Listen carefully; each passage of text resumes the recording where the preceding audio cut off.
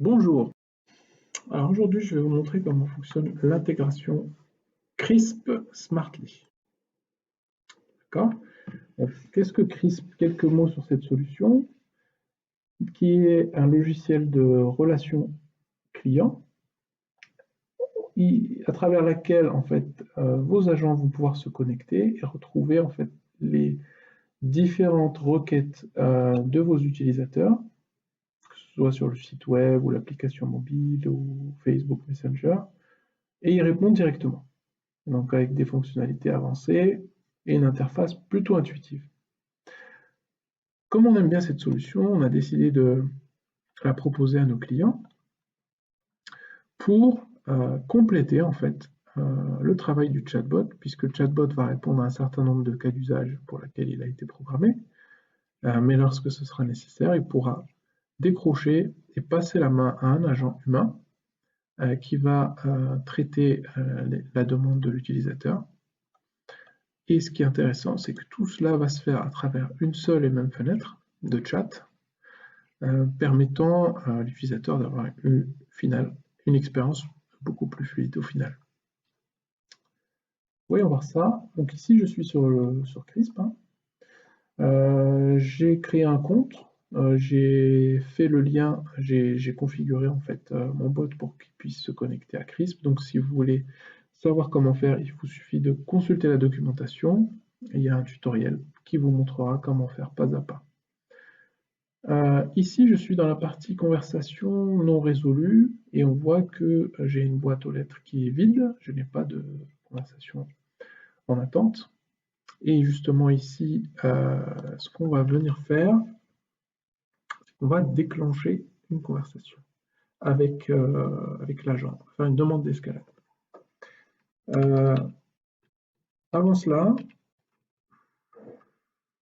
on voit que le bot répond bien.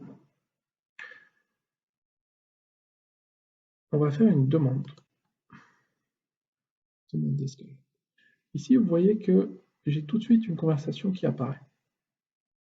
Quand je clique dessus, j'ai un message type qui me dit « cet utilisateur a besoin d'aide ». Si tu veux en savoir plus ou consulter l'historique de la conversation qui a eu lieu avant l'escalade, il te suffit de cliquer ici.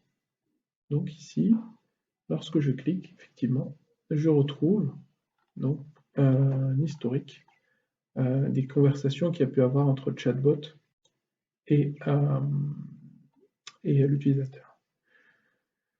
Donc, je vais voir si un agent est disponible. C'est le dernier message du bot, et là, il nous a fait remonter la demande. Je vais rejouer le rôle de l'agent. Je suis disponible, donc je prends en charge. Voilà.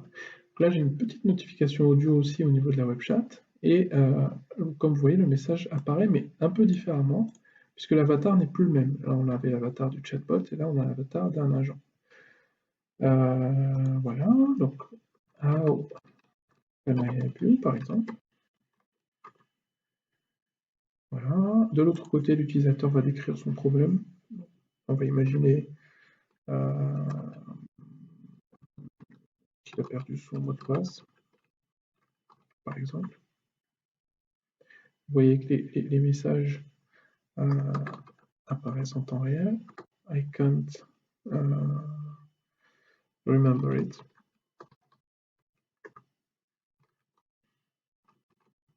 Voilà. Et nous, voilà, on va lui répondre. C'est un lien.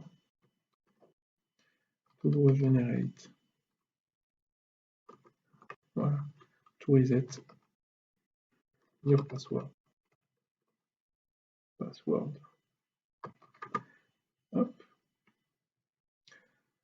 Et l'utilisateur est content.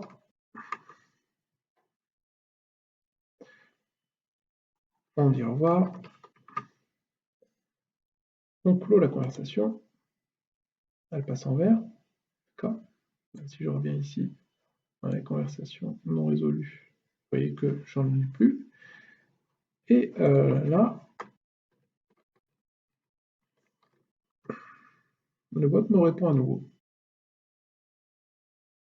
Merci et à bientôt pour une autre vidéo.